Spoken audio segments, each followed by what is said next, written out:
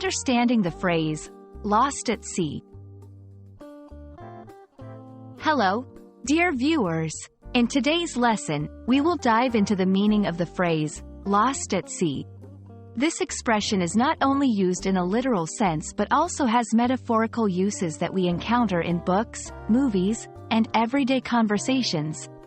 Let's explore how this phrase can be applied and understand its nuances to enhance your English comprehension and conversation skills. When we say someone is lost at sea, we usually mean that they are physically missing or in a state of disarray in the ocean. This can happen when a ship or boat is misplaced, loses its way, or when a person falls overboard and cannot be found. The vastness and unpredictability of the sea make this phrase a common reality for maritime tales and history. Metaphorically, lost at sea can describe anyone who feels confused, unsure, or lacking direction in life, much like a ship that can't find its way home. It's used to express a sense of being overwhelmed or without guidance.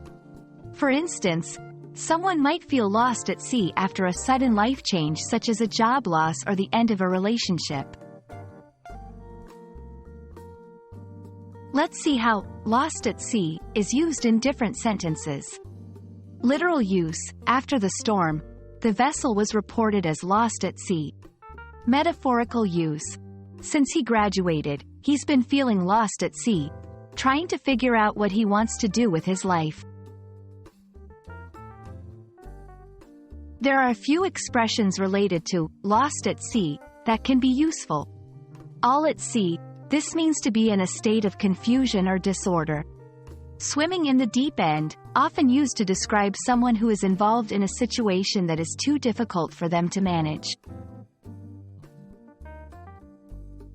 I hope this exploration of the phrase, lost at sea, helps you understand and use it confidently in both its literal and metaphorical contexts.